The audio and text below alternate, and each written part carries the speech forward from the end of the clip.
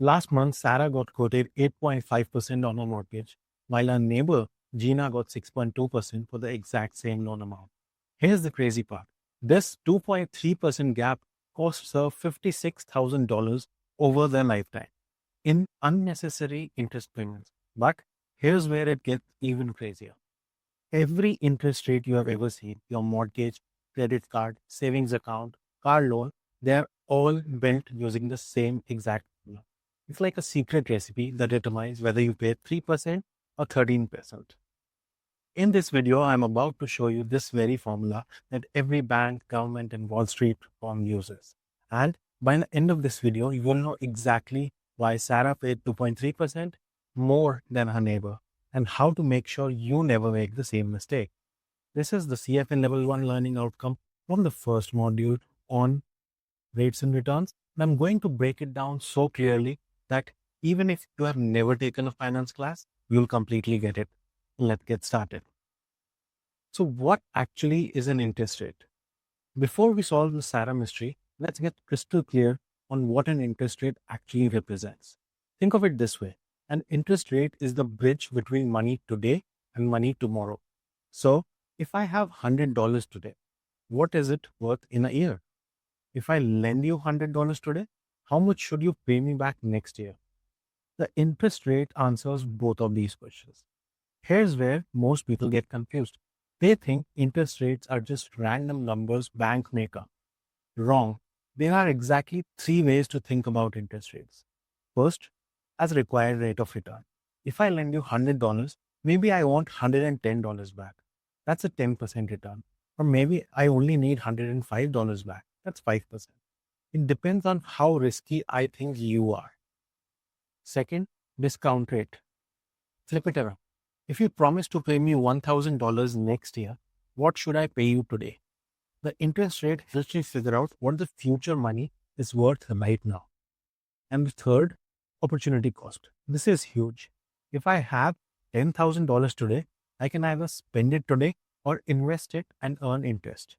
The interest rate is literally what I'm giving up by spending instead of investing. Remember Sarah's 8.5% versus her neighbor's 6.2%? Both rates represent all of these three concepts. But here's what will blow your mind. They are built from the exact same component. So let's see what they are. Section 2, the foundation. Every interest rate, and I mean every single one, starts with the same foundation, the real risk-free rate. Think of it as the pure price of patience. Picture a perfect world. Zero inflation, zero chance of not getting paid back. You are just being paid for saying, I'll spend my money later instead of today. This is the baseline reward for waiting. In the real world, this is usually around 1 to 2% if you are in a developed country. But here's the key insight that most people miss. This rate exists because humans are naturally impatient. We want our money now, not later. So you have to pay us something. Anything just to wait. Think about it. Would you rather have $100 today or $100 in a year? Obviously today, right? You can go out and spend it out and have fun. That's preference. That's what creates the real risk-free rate. For both Sarah and her neighbor, this foundation was exactly the same, about 2%. But we're just getting started. Now we have the first premium, and this one's personal, the inflation premium. Remember when Netflix used to be close to $8? Now it's close to $15. That's your money losing 94% of its streaming power in just 10 years. This is inflation stealing your purchasing power while you sleep. Here's why this matters. If you lend someone $100 today and inflation runs 3% this year, when they pay you back $100 next year, you can buy 3% less stuff with their money. For example, a Coke used to cost probably 50 cents. Now it's $1.50. If you had lent someone 50 cents back then and they paid you back 50 cents today, you'd be furious. You can't even buy half a Coke. That's exactly why every interest rate includes an inflation premium. So if lenders expect 3% inflation, they need borrowers to pay back at least 3% extra just to break even in terms of actual buying power. So both Sarah and her neighbor got hit with the same inflation premium, about 2.5%. Now we are up to 4.5% for both of them so far. But wait, here's where the stories start to diverge. The fear factor, next section came. Now we get to the part that keeps lenders awake at night. What if they don't pay me back? This is compensation for the possibility that the borrower disappears with the money, goes bankrupt, or just decides not to pay. And trust me, it happens more than you think. Even big conglomerates sometimes go bankrupt, and there are so many scams and other things that usually happen. Let's get real for a second. Lending to the US government, they have never missed a payment in 200 years. Lending to Apple, pretty safe. They have $200 billion plus in cash. But lending to your cousin who just quit his job to become a TikTok influencer, well, good luck with that. Here's where it gets interesting. US Treasury bond close to 4%, Apple corporate bond maybe 4.5%, a sketchy startup bond is close to 20%. That's extra 0.5% for Apple and 8% for the startup. Pure default risk premium. The market is literally pricing in the chance that they won't pay you back. Now, here's the first clue in our Sarah mystery. Sarah had a 720 credit score and put down 10% on her house. Her neighbor, she had a 780 score and put 20% down. Think about it from the bank's perspective. Sarah, lower credit score, smaller down payment equals higher chance of default. Emma, a neighbor, higher credit score, bigger down payment, lower chance of default. That difference in default risk cost Sarah 1.5% right there. Sarah's rate now includes 2% default premium, while her neighbor's only has 0.5%. So Sarah's running total is 4.5% plus 2% equal to 6.5%, and her neighbor's is 4.5 plus 0.5, 5%. But we are not done yet. Cue section 5. Now, this one catches everyone off guard, the liquidity premium. See, liquidity means how fast can I turn this investment back into cash if I need money right now. Picture this, you own a rare vintage guitar worth $10,000. Beautiful, valuable, but if you need cash today for an emergency, you might only get $6,000 for it because there aren't many buyers ready to pay full price for it immediately. The $4,000 difference, that's the cost of illiquidity. When you think about high liquidity, things like Apple stock, treasury bonds, sell instantly at fair price, or lower liquidity, think about your friend's business loan, real estate, collectibles, might take months to sell, probably at a discount. The liquidity premium compensates you for this risk upfront. For mortgages, this is interesting. Banks can package and sell most mortgages to other investors pretty easily. So the liquidity premium is usually small, maybe 0.5%. Both Sarah and her neighbor got hit with the same 0.5% liquidity premium since they are both getting standard mortgages. Now, Sarah's running total is 6.5 plus 0.5, 7%, and her neighbor's 5 plus 0.5, 5.5%. One more building block, and this one explains the final piece of our puzzle. Okay, the final piece, maturity premium, and this one's sneaky. Here's what most people don't realize. Long-term investments are like financial roller coasters. They bounce around way more than interest rate changes. Simple example that will make this click. You buy a 30-year bond paying 5%. Next year, new bonds start paying 7%. Your bond's value crashes because who wants 5% when they can get 7%? But if you had bought a 1-year bond, it matures soon anyway, so the value barely drops. The longer the time period, the wilder the ride. Investors demand extra compensation for this volatility. That's the maturity premium. This is why yield curve usually slopes upward. 1-year bonds may pay 3%, but 30-year bonds may pay 5%. That extra 2% includes the maturity premium. So here's the final piece of our Sarah mystery. Sarah chose a 30-year mortgage to keep her monthly payments low. Emma, her neighbor, now that we finally reveal her name, went with a 15-year mortgage because she wanted to save on the total interest rate. This maturity difference is huge. Sarah's 30-year loan is 1.5% maturity premium, and her neighbor's 15-year loan has 0.7% maturity premium.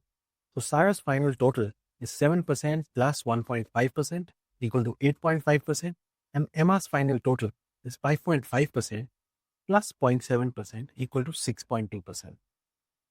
Boom! So, mystery solved. Same building blocks, same amount, but different risk levels and time horizons. Next section. So let's get to a very practical use case as well. How this framework predicted chaos. March 2020, do you remember that? The world shut down and something incredible happened in the interest rate markets that perfectly demonstrates this framework. Corporate bond spreads exploded overnight. Companies that were paying 2% above treasury rates suddenly had to pay 8% above treasury rates. Why? The framework predicted exactly what happened. Default risk premiums skyrocketed. Investors suddenly started worrying that airlines, restaurants, hotels might go bankrupt. That building block that we talked about, it went from 1 to 6% overnight for some companies. Liquidity premiums also spiked. Nobody wanted to buy corporate bonds. So if you owned them and needed to sell, you would have to accept terrible prices. But here's the crazy part. Treasury rates actually fell during this chaos because they became the ultimate safe haven. And Fed Chairman Powell stated that we are seeing significant stress in corporate bond markets due to liquidity and credit concerns. He was describing this exact framework. So let's see how you can use this as an analyst or an investor. When default risks premiums widen, look for quality companies trading cheap. And when liquidity premiums spike, avoid anything you might need to sell quickly. When maturity premiums flatten, long-term rates might be about to rise. Track each component separately and don't just look at the final rate. This framework isn't just theory. It's your early warning system for market stress. All right, now time to test this on a CFA Level 1 related problem. Now let's solve a problem together so that the concept really sticks. This is a CFA Level 1 like real problem. As an analyst, you are analyzing 4 investments. Investment 1 is a 3-year high default risk, low liquidity, 3.5% paying. Investment 2 pays 2.3% and is a 3-year low default risk, high liquidity. Investment 3 is a 5-year one with high default risk and high liquidity. Investment 4 is a 5-year low default risk, high liquidity investment, paying 5.3%. So, what should a 4-year investment with low default risk and low liquidity pay? Ready? Let's be the interest rate detectives that we have been. So, step 1, find the default risk premium. Compare investments 3 and 4. Everything is same except for default risk. 6% minus 5.3% is 0.7%. This is your default risk premium. Now, step 2, let's find the liquidity premium. Compare investments 1 and 2, different default risk and liquidity. So, total difference 3.5 minus 2.3 equal to 1.2% minus the default risk of 0.7, which we calculated, gives you 0.5% as liquidity premium. Now, step 3, let's build our target rate. We'll start with investment 2 as that is closest to year 4. So 2.3%, which is the 3-year low default high liquidity investment. Now we add the liquidity penalty of 0.5% and we get 2.8% for the 3-year version. Now let's look at investment 4, 5.3% at a 5-year low default high liquidity. Now we add liquidity penalty 5.3% plus 0.5%, which gives you 5.8% for the 5-year version. Now our answer should ideally be between these two, 2.8 and 5.8%, because we want a 4-year investment with low default risk and liquidity pay. So the 4-year falls right between them due to maturity premium. We just solved a CFA Level 1 problem using the same framework. So now that you have X-ray vision for interest rates, let's decode everything you see normally in your day-to-day life. Credit cards have 18 to 25% interest rate. The real risk-free rate is 2%, inflation 3%, default risk 10%, because most people default on credit cards all the time. Liquidity close to 1%, hard to send credit card debt. Maturity 0%, it's short term. Bank profit 7%. Look at your savings account, 0.5 to 1 or 2% interest rate, barely above the risk-free rate, whichever country you are. Bank keeps most of the inflation premium. Maximum liquidity, you can withdraw anytime. That is why it pays almost nothing. Look at corporate bonds, 4 to 12% interest rate, varies wildly by company. Higher equals more default risk, lower means safer company. Let's break down Sarah and her neighbor's mortgage one more time. Sarah, 8.5% mortgage, Real risk-free is 2%, inflation 2.5%, default 2% because of 720 score and 10% down, liquidity 0.5%, maturity 1.5% for the 30 year. And her neighbor's mortgage 6.2%, their risk-free rate 2%, inflation 2.5, default 0.5, liquidity 0.5 and maturity 0.7. Now you can look at any interest rate and reverse engineer exactly what's inside it. But here's your secret weapon. To never forget this framework, I have memory palace technique for you. You just need to remember riddle me. Okay. So now close your eyes and try to imagine this with me. Imagine walking through your house. Okay. At your front door, you pay a covered charge just to enter. This is the price of patience, the real risk-free rate. Then you move to your kitchen. All the prices keep rising there because your groceries cost more every month. This is your inflation premium. Next, in your basement, it's dark and scary. You see a D, which is default risk premium. This is risk of not getting paid back. Then you move to your garage and your car won't start when you need it. That means you can't really sell it whenever you want. This is your liquidity premium. Then in your attic, older things are more fragile and break easily.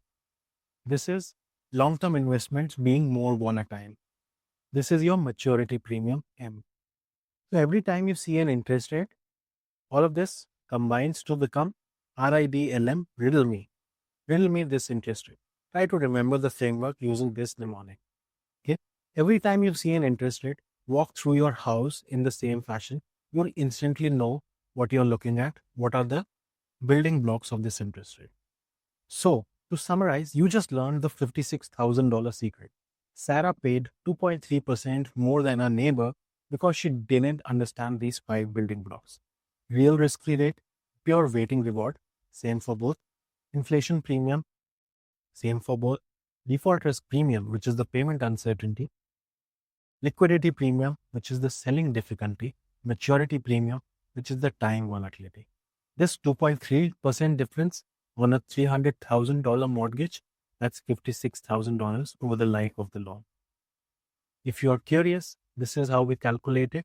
It's shown in the description below and you can check it out. You now see the financial world more clearly than 95% of the people. Every loan application, every investment decision, every savings account, you understand exactly what's happening behind the scenes. And as a plus point, if you are studying for the CFA exam, you just mastered one of the most fundamental concepts. If you're just trying to understand money, you're not financially dangerous in the best way possible. So here's your homework. Look at your credit card statement, your mortgage, your savings account. Comment below to tell me which building block explains why each rate is what it is. I'll personally respond to each and every single one comment. And I'll try to respond to every single comment. So if you like this video, smash that subscribe button below because we'll be completing the full CFA Level 1 curriculum using the same storytelling methodology because storytelling sticks longer.